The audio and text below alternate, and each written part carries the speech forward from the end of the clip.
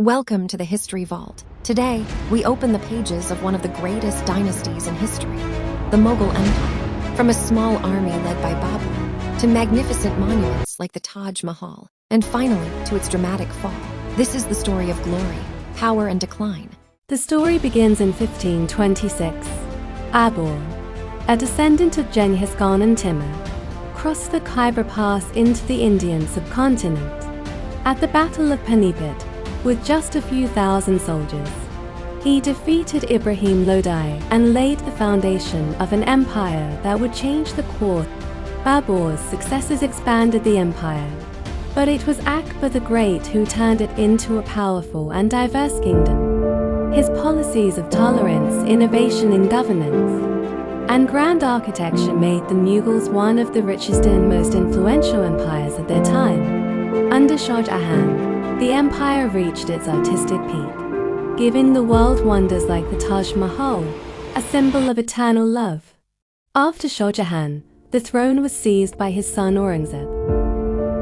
Following a brutal war of succession among Shah Jahan's children, Aurangzeb ruled for nearly 50 years, the longest of any Mughal ruler. He expanded the empire to its greatest territorial extent, stretching from Kashmir in the north to the Deccan in the south. But Aurangzeb's strict policies, heavy taxation, and religious intolerance created discontent among his subjects.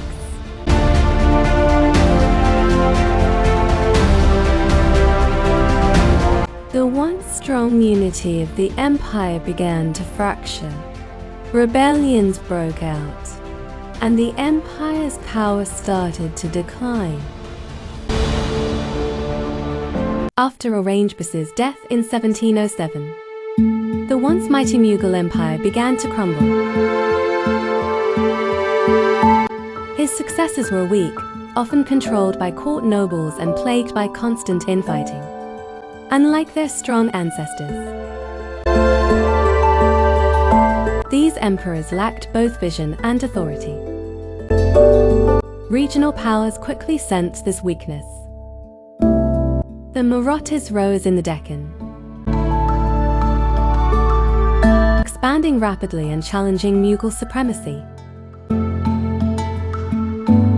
In the north, the Sikhs gained strength under their warrior leaders, while Rajput kings asserted independence. Each of these groups chipped away at Mughal territory, leaving the empire fractured.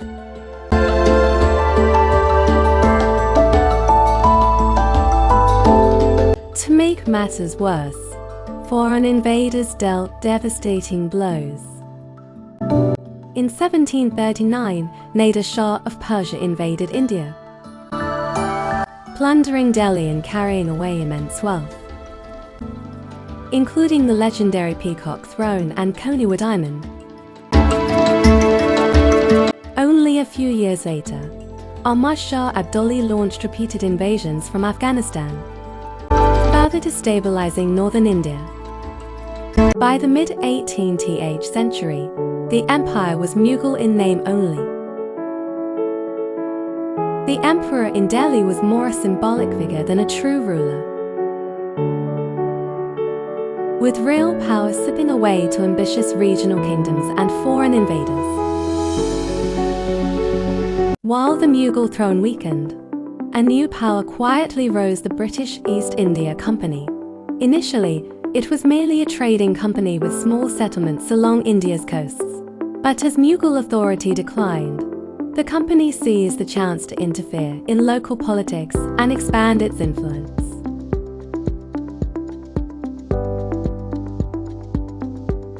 The turning point came in 1757 at the Battle of Plassey, where British forces under Robert Clive defeated the Nawab of Bengal with the help of local allies. This victory was not just a battle won, but the beginning of British political dominance in India. Within decades, the company controlled vast regions, collecting taxes, building armies, and even minting coins in its own name. The Mughal emperors, once the richest rulers in the world, now depended on British permission even for their daily expenses. By the early 19th century, the company had taken over administration of almost the entire subcontinent, leaving the emperor in Delhi with little more than ceremonial power.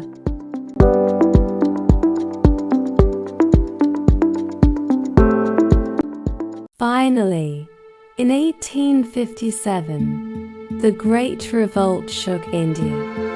Soldiers, nobles, and peasants rose against British rule, rallying under the Mughal banner. But the rebellion was crushed, and in its aftermath, Babur Shah's father, last Mughal emperor, was captured, tried, and exiled to Rangoon in Burma. With his departure, the Mughal dynasty that had ruled for more than 300 years came to a tragic end.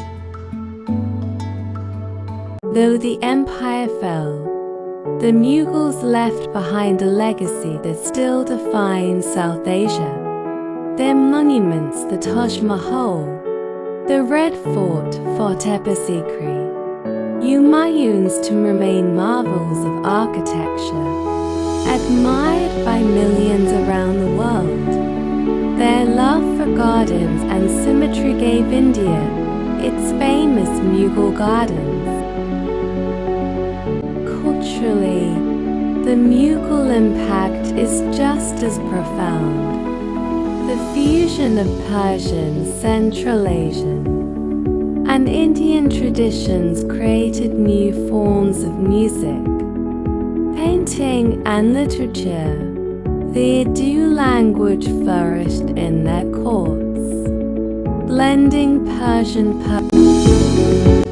Even today, the Mughal story fascinates historians, artists, and travelers. It is a story of ambition and conquest, but also of culture and beauty that outlasted the empire itself. This was the History Vault. Thank you for joining us on this journey through time. Don't forget to like, share, and subscribe to discover more untold stories of history.